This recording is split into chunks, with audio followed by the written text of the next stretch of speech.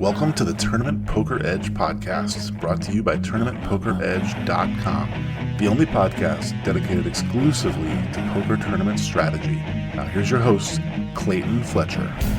Hello once again, everybody, and welcome to the Tournament Poker Edge podcast, sponsored by ACR, America's Card Room, where we still have our inaugural Mystery Bounty tournament actively running right now with starting day ones every 2 hours. And this Sunday, June 25th, it's the very exciting day two of this $500,000 guaranteed Mystery Bounty tournament with a $50,000 top bounty prize.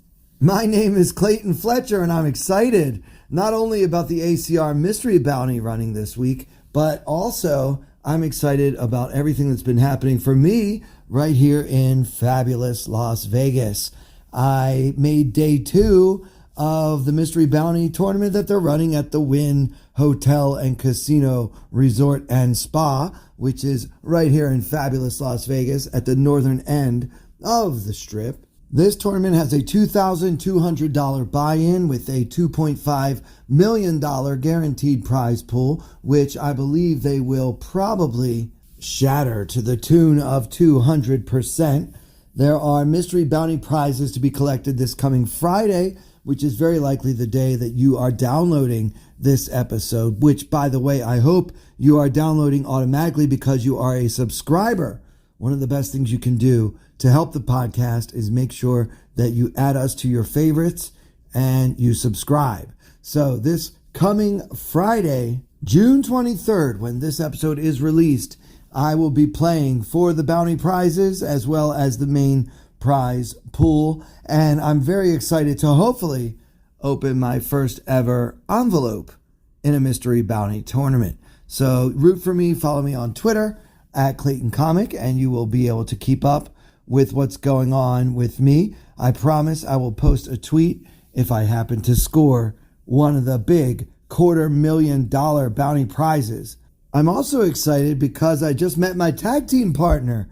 That's right, I'm recording this on Wednesday, June 21st, and tomorrow at noon Pacific time, I will be playing with Linger Longer, who won the first TPE free roll that was designed to pick a winner for our tag team bracelet event giveaway promotion that some of you were obviously involved in. And Andrew Linger Longer is the winner, and I met him tonight. Turns out he's also got ties to Baltimore, just like your boy. So we love the Orioles. We're going to be tag team partners, and I'm really hoping that when I'm playing day two of the Mystery Bounty tournament on the day this podcast is released, Friday, that Andrew is also playing day two, but of the tag team tournament, because I won't be able to do that. So Andrew's going to have to cover for me on Friday if we get that far. But yeah, we're all very excited. I know Derek Tenbush is coming into town. We're waiting for his flight to land. We are going to have a great weekend. We're going to be mystery bounty hunting. We're going to be tag teaming. There's going to be a lot of excitement around here. I'm not going to be talking about controversies and cheating allegations. I'm going to let every other podcast in town go for the negativity. I'm going to stay positive. Speaking of positive, I want to thank you all for the very kind remarks about last week's podcast episode, which featured Nikki Limo and Caitlin Komeski, the girls from the Ace Holes podcast, which is probably winner of best podcast name ever. They're great. They are both really, really funny and terrific poker players and nice to talk to. And so, I'm really glad we could get them on the podcast last week. Hoping I'm able to land some more super cool interviews for you guys in the next 3 weeks when I'm here. Of course, it is somewhat challenging sometimes to nail people down during the summer when everyone is so busy going for the gold. But I'll do my best, as you know I always do, for you and for me. So now, without further ado, let's get into the Mystery Bounty event. They have 4 starting days. I played the first one, day 1A, this past Monday, June 19th. Now, Many times on this podcast, I just like to isolate one or maybe two hands that we can discuss for strategy purposes. And I definitely want to do that today, but I'd like to get more hands in. So I might try to speed through these in a way that I might not normally do so, but I'll try to make sure you guys can keep up with the action. And of course, as always, put you in the driver's seat. But in all of the hands we talk through on this episode, the hero will be none other than yours truly, Clayton Fletcher, at Clayton Comic. Follow me on Twitter. All right, here we go. The blinds are 300, 600, and so this is pretty early on in the Mystery Bounty event. There is, of course, a 600 big blind ante, bringing the pre-deal pot size to 1,500. Now, I have 49,000 at this point. Things have been going just great. You start this tournament with 30K, so I am already a good 65% above starting stack, and it's only the 300, 600, 600 level. So in this hand, there is a very aggressive player on my right.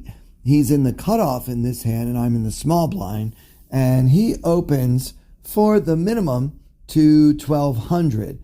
And this loose aggressive opponent has a stack size of 33,000, and the button folds, and we are in the small blind holding the ace of hearts, queen of spades. So obviously we're not going to fold. The question is, do we want to flat call or do we want to go for the 3-bet here?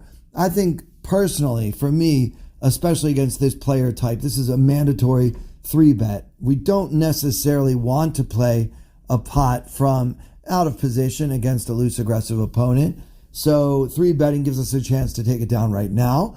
But in the event that he does happen to call, I think that we have plenty of hand to play with the ace-queen offsuit. I don't like flatting and inviting the big blind to flat as well for only 600 more and then have to play versus two opponents first to act with just ace-queen off. I don't like that spot.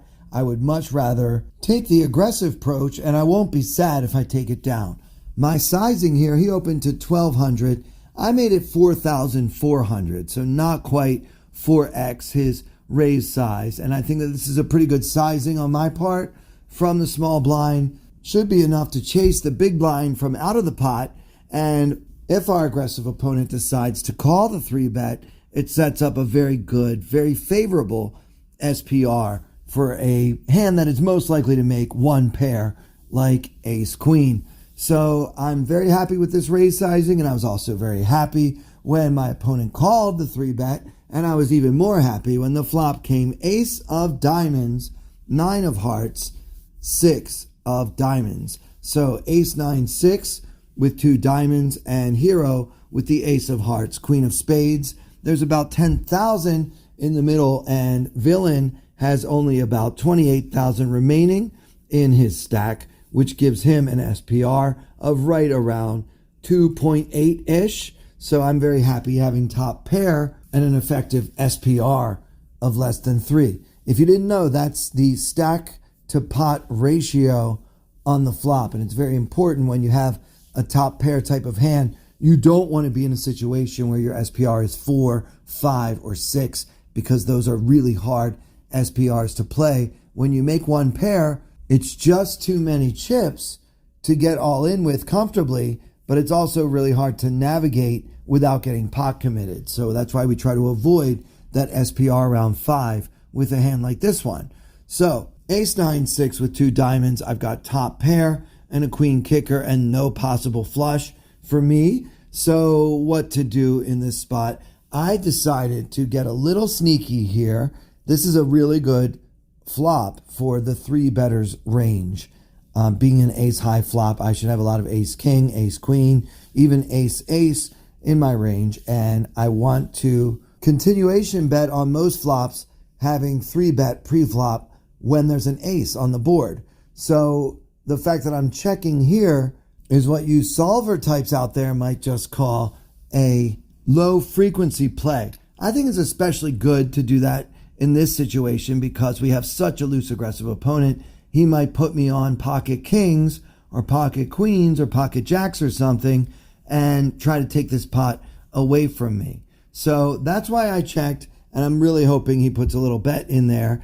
My opponent decides to oblige me, but I'm kind of disappointed in his sizing. He puts in 2,500 and the pot's right around 10K, so he's just betting a quarter of the pot. Well, this is just perfect for me. I decide to go ahead and check raise it. Remember, when we start with an SPR of 2.8, we are not trying to play pot control. We're trying to get the chips in. With a pair of aces, top pair, and an SPR of under 3, you are typically very happy to get the chips in. So that's what we want to do here. We're hoping we're up against a hand like ace-jack, maybe ace-10 that got sticky pre-flop. He could have a straight draw with 8-7 suited, maybe a flush draw with any 2 diamonds. So he's got a lot of bluffs in his range, and we're beating them all with our pair of aces. So we are not trying to check raise fold this flop. We are trying to get the chips in right now, if at all possible. So I make it 8K, and to my delight, my very loose and very aggressive opponent moves all in. I couldn't call fast enough. You know what, dude? If you can beat ace queen right now, good for you. I'm happy to get this much of my stack in the middle versus this opponent holding this hand in a 3-bet pot. And to my sheer delight, my opponent turned over the king of diamonds, 8 of diamonds. So he had the nut flush draw, but not a whole lot else. I guess he has a few backdoor straight possibilities that could come in.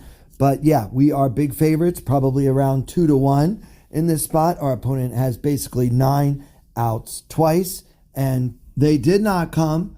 I was a big stack from there, and we were off to the races. So I busted that player, and then in the next level, at the same table, 400, 800, 800 are the blinds and antes, and my stack has fluctuated a bit, but it's settled right around 60,000, and we've just come back from a break. So it's 400, 800, and I'm in third position. There are 2 players still on break who kind of didn't take a short enough break. We're waiting for them to return to the table. They're not in the blinds or anything, but it kind of makes the normally 9-handed table, more short-handed. I have a queen of clubs and jack of hearts in third position. 2 folds to me. I decided to open. I made it 2K, 2.5x, as the kids like to say. The only caller is a player on the button. He is from China. He has been speaking Chinese into his phone a little bit at the table in between hands, which you are not supposed to do. Let me clarify this rule right now for anyone interested. The rule is English only at the table. Okay? There's another rule that says no cell phone calls at the table. So this guy was not only making cell phone calls, he was also speaking Mandarin. Anyway, he calls the 2,000. He's got about 40,000 behind. He's not speaking Chinese right now. He's a very intense young player, maybe 25, 26 years old. He's got an icy cold stare. He really likes to stare me down. This is not the first hand that we played together. He seems relatively straightforward, but I feel like there's a potential that he might go ballistic from time to time. In any event, he's incredibly intense in everything that he does. So he calls, and no one else does. And now there is 6K in the pot. Hero with the queen of clubs, jack of hearts. And the flop comes ace of hearts, ace of clubs, 8 of hearts. So ace, ace, 8 with 2 hearts. The solver will have us betting these flops quite a bit. Probably pretty close to a pure bet here. Maybe just a small amount to try to get a little value. Also, it works great as a bluff because I should have a lot more ace X in my range than the caller in late position has in his range, right? If he had a strong ace, why wouldn't he 3-bet it? But I kind of went against the grain in this one and decided to check. And my plan was actually to go for a check raise on the flop. I felt like I had been c-betting so much at this table that my opponents would probably really notice if I didn't c-bet, like in a situation like this where it's pretty obvious I should be continuation betting quite often with the 2 aces on the flop. But I decided to check, and I was hoping that my opponent would take the bait so that I could get the check raise in. I got a little greedy, was hoping he would put a little something in there for me to steal, Instead, my opponent decides to check behind, and now we're going to see a free turn card. So with still 6,000 in the middle, hero with the queen of clubs, jack of hearts, the turn comes the 9 of diamonds. So our board is now ace of hearts, ace of clubs, 8 of hearts, 9 of diamonds. So we've got a gut shot to go along with whatever else we have going on with queen high. Now I did decide to bet, and I kind of wanted action either in the form of a call or a raise. And you might say, well, Clayton, what's wrong with you? Don't you worry that your opponent has 3 aces? And my answer to that is, even if he does, I almost certainly have outs. And if he does have an ace, I know it's not a very strong ace. He doesn't have ace king because he would have 3-bet. He almost certainly would have 3-bet with ace queen or even ace jack, which, by the way, I block both of those hands. So the best hand he could possibly have is ace 10, in which case it would be an absolute unmitigated disaster for me to make my straight on the river, giving my opponent a full house. I was really hoping he would represent a strong hand when I bet just 1,000, 1/6 of the 6K pot. I thought that my opponent might go for a bluff raise just because it just feels so weak. I checked the flop, he checked behind. Now I make this tiny little bet. What hand could I possibly have? So that's what I'm hoping it will look like to him. So I put in the 1K, and sure enough, my intense opponent makes it 3,200. I was very happy when he did this because I knew that I was going to almost certainly win a larger pot. I 3-bet bluffed to 8,100, and I was ready to put more chips in on a blank river because, again, I just think I have so much more nuts in my range than he has in his. So in other words, even if he has a hand like ace 6 suited, let's say, how happy is he going to be to put his whole stack in on the river when it's so obvious I'm representing a much stronger hand than that? I mean, maybe he'll find the call, maybe he won't, but I'm going to put him to a tough decision one way or the other if he chooses to proceed after I 3-bet to 8,100. But my opponent shrugged and threw his cards away. At that point, I had about 150% of the average stack. So I was cruising right along, heading towards the dinner break. And then we got all in pre-flop versus a somewhat short stack. Again, I had ace queen. This time my opponent had king 10. And, well, I lost a third of my stack in that hand, which brought me right back to average. Now it's time to talk about the Russian. There was a player at my table that could have been a character in a Brian Koppelman film. He was completely over the top. All that was missing was the Oreo cookies and whether or not he bites them when he's bluffing. I mean, he was Russian. He had a very thick Russian accent. He had sunglasses that were dark and ridiculous, gold frames, like absolutely ridiculous. He had a gold necklace, and you guys aren't going to believe me, but he was wearing a red Ferrari tracksuit.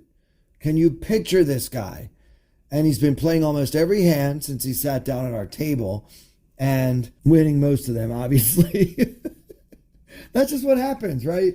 I mean, you look like that, you act like that. He was a really slow tanker, very just annoying character who belonged in a movie or a play, and certainly not at my table. Anyway, there he is. He's got over 100,000 at a time when the average stack was right around 65,000. So he is totally killing the game. He's 2 to my left, and so the player under the gun folds, and now in second position, our Russian friend makes it 2,300. At this point, the blinds are 500 and 1,000 with a 1,000 big blind ante, so he's making it 2.3x. The action folds to the button, who calls with just 40,000 behind, so he starts with 40 big blinds and an M of around 16. So the small blind folds, and we are in the big blind holding the ace of diamonds, 8 of clubs. And we've got an average stack of about 65,000. You could certainly 3-bet if you want to. I mean, this guy is playing just about every single hand. It's kind of ridiculous. The problem is the short-ish 40 big blind stack that called on the button. He's been a relatively solid player. I'm afraid he might be trapping with a big hand. I don't know that there are many calls in his range that aren't also going to continue to a 3-bet. I mean, yeah, I do have the ace blocker, which is always nice, but his very presence convinced me not to 3-bet pre-flop. Had it just been folded all the way to me, I would absolutely 3-bet this guy with just about any reasonable hand. Instead, we call, and we're going to see a flop 3 ways. We'll be out of position first to act with about 9,500 in the middle. Hero holding the ace of diamonds, 8 of clubs. The flop comes ace of hearts, king of clubs, 8 of hearts. So we've got top and bottom pair, and obviously we're going to check to the initial raiser, not only because that's kind of what you do, but because he is so likely to c-bet. This board favors his range way more than it favors anyone else's as the pre-flop raiser. So I check, and the Russian fellow puts only 1,800 into the 9,500 pot, which is a very, very small c-bet, and the button calls. Now we've got top and bottom pair, and I'm not interested in calling. We're going up. I make it 12,500, a large raise to be sure. I'm trying to get heads up with my Russian friend. I'm trying to get the button out of our pot. I want to charge any flush draws. Remember, we don't have a heart, and there are 2 hearts on the board. So let's go. I make it 12-5, and the Russian player shoves. And now the button folds, and it's up to me. Do we want to put him on better than ace-8? Well, certainly he could have ace-king in his range. He also has ace-ace, king-king, and even the unlikely 8-8 in his range as well. There are things to fear, but I didn't make it 12-5 to fold. I'm not folding. I'm in there. Let's go. I call for all my chips with top and bottom pair, and my Russian friend turns over ace-9. How beautiful is this? Well, the turn is another king, and the river's a 9. So it's a chop pot. I had him right where I wanted him, but no. Chop pot. All right, one last hand before dinner. The last level before dinner, there were about 150 players left out of the 300 or so who had bought in at that point. Registration is open through the dinner break. And at that point, the average was, right around 60,000. We had about 77-ish in our stack. When the next hand happened, 600, 1,200 with a 1,200 big blind ante. And the details of this hand are fuzzy, but against that same Russian player, I got involved in a pretty big pot where there was a possible straight on the board, and I had top pair. I had king, queen, and the board had a king, a 10, and a 9, and then a couple of bricks on it. So there was one possible straight, queen, jack, and holding a queen in my hand and knowing how aggressive this ridiculous Ferrari sweatsuit wearing guy was, I couldn't get away from it. And sure enough, he did have the straight, and that cost me a lot. That cost me dearly. We were about to go to dinner with an average stack, and instead, with the average around 70,000, we went to dinner with just 24,000 chips. So about a third of an average stack. So I spent most of my dinner break telling me I still played well. He's very likely to bluff with all kinds of combos. Top pair against this guy is usually good, and you have to be able to call them down. You can't let aggressive players bully you. So I cheered myself up a little bit and then came back from dinner break. And during the dinner break, another thing I told myself was I could probably just play carefully for the rest of the day and give myself a reasonable chance of min raising. But you know what, guys? I don't play mystery bounty tournaments to try to min cash them.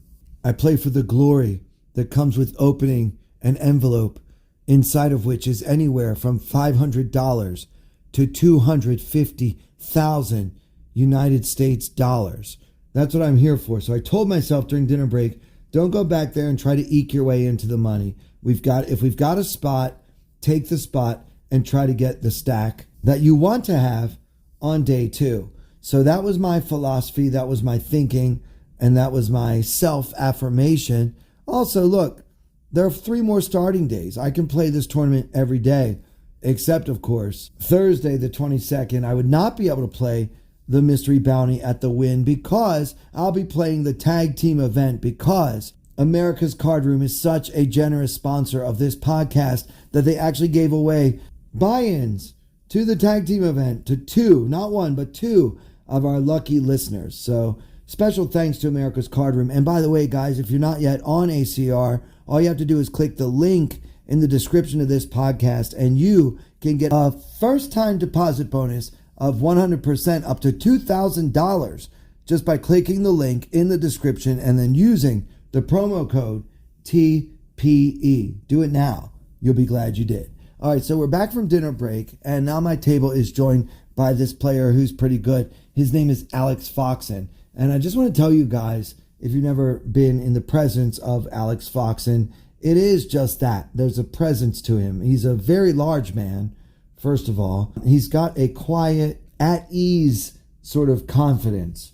He doesn't ever seem stressed or worried. He just seems like he's playing poker as well as he can, and he doesn't really care about the results. And I'm sure you probably know he's won millions and millions of dollars playing the great game of No Limit Hold'em. So why should he care about the results at this point?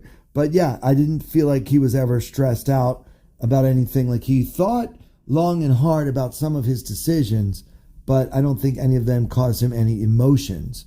And I think that that might be one of the secrets to being really great at this game, is you just have to make the best decisions you can. And if you're going to stress about the decisions you have, not the results of those decisions. Anyway, at that point, after giving myself that pep talk and coming back to my table, and there's Alex Foxen, I try not to be too intimidated by him. I tried to play around him. The good news was he had a short stack, so he really couldn't get too involved in too many pots. He played a very good and proper short stack strategy. I myself was on a very short stack, and I stole the blinds a few times. I think I came back from dinner to an M of 6. Yeah, I really didn't have too many moves. I could either go all in or just min-raise, planning to go with it a lot. And so I did just that in several different spots with my 15 big blind stack or whatever it was. And I built it up, okay. At that point, I got into a coin flip. So I had half an average stack and pocket jacks, and it was go time. The blinds had moved up to 1K, 2K, and I had an M of, I think, 7 at that point, maybe 8. Somebody opened, I shoved, and it folded back to the big blind, who called with ace queen, and I won the coin flip to have an average stack with about 110 players remaining in the Mystery Bounty Day 1A. So yeah, I had gotten my chips back. I was feeling great. And now we're going to play another hand against that same Russian opponent, who this time raises under the gun to 4,500. The action folds all the way to me in the small blind with the ace of spades, ace of hearts. At this point, we have about an average stack of about 40 big blinds. And he made it 4,500. I'm in the small blind with the nuts, and I raised to 16,500. The big blind folds, and my Russian friend tanks. Now, this guy tanks a lot, so this tank didn't mean anything, but I felt like he had an actual decision, and he's tanking, and then he finally makes the call. So we're going to see a flop, heads up, from out of position against one of the most aggressive and ridiculous Russian villains I've ever seen at the poker table or anywhere else. The pot is now 36K, and our opponent has us covered. We have the effective stack of 69K for an SPR of approximately 2. And the flop comes king of spades, 6 of diamonds, deuce of spades, hero holding the ace of spades, ace of hearts, and having 3-bet pre-flop. I think this is a mandatory C-bet spot. Our opponent could have a king. That would be a great scenario. He could also be a non-believer with a hand like pocket 10s, pocket 9s. He's very loose. Even though I made it 4x his original raise, that doesn't mean that he necessarily has a very big hand himself. He's loose. So I down bet, as we used to say, after having made it 16,500, I put in a C bet of 10,000, and I was hoping to get raised. The Russian guy thinks about it for a while. He plays with his chips for a while. He tries to look scary for a while. He stares at me for a while. Then he finally makes the call.